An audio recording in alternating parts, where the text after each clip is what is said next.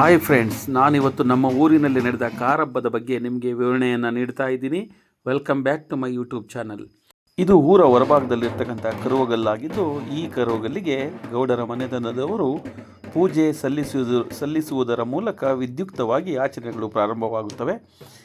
ಈ ಜಾಗಕ್ಕೆ ಊರಿನ ರೈತರು ಎತ್ತುಗಳನ್ನು, ಹಸುಗಳನ್ನು, ಓರೆಗಳನ್ನು ಅಲಂಕಾರಗೊಳಿಸಿ ಕರೆದುಕೊಂಡು ಬಂದು ಪೂಜೆ ಸಲ್ಲಿಸುವುದು ವಾಡಿಕೆ.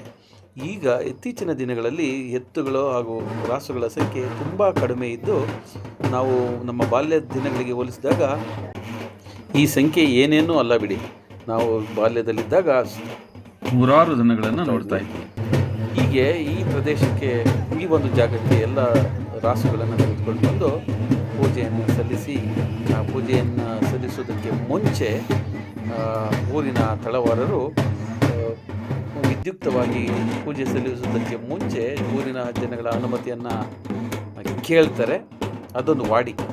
ಊರಿನ ರಾಸುಗಳೆಲ್ಲವೂ ಊರಿನ ಸುತ್ತ ಒಂದು ಸುತ್ತು ಪ್ರದಕ್ಷಿಣೆ ಹಾಕಿ ಬಂದ ನಂತರ ಅಂತಿಮ ಪೂಜಾ ವಿಧಿವಿಧಾನಗಳು ಪ್ರಾರಂಭವಾಗುತ್ತವೆ.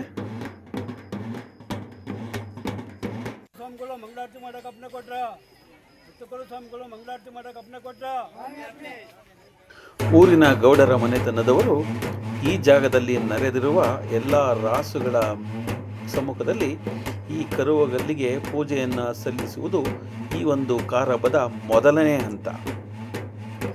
ಇನ್ನು ಎರಡನೇ ಹಂತ ಏನಪ್ಪ ಅಂದರೆ, ಊರಿನ ಪ್ರಮುಖ ದ್ವಾರದಲ್ಲಿ ಕಟ್ಟಿರ್ತಕ್ಕಂತಹ ಮಾವಿನ ತೋರಣವನ್ನು ಅಥವಾ ಕರೆಯನ್ನು ಕೀಳಲಿಕ್ಕೆ ಈ ವರ್ಷ ಮದುವೆಯಾದಂತಹ ಹೊಸ ಮದುವೆ ಗಂಡುಗಳು ಇಲ್ಲಿ ನೆರೆದಿರ್ತಾರೆ. ಅವರಿಗೆ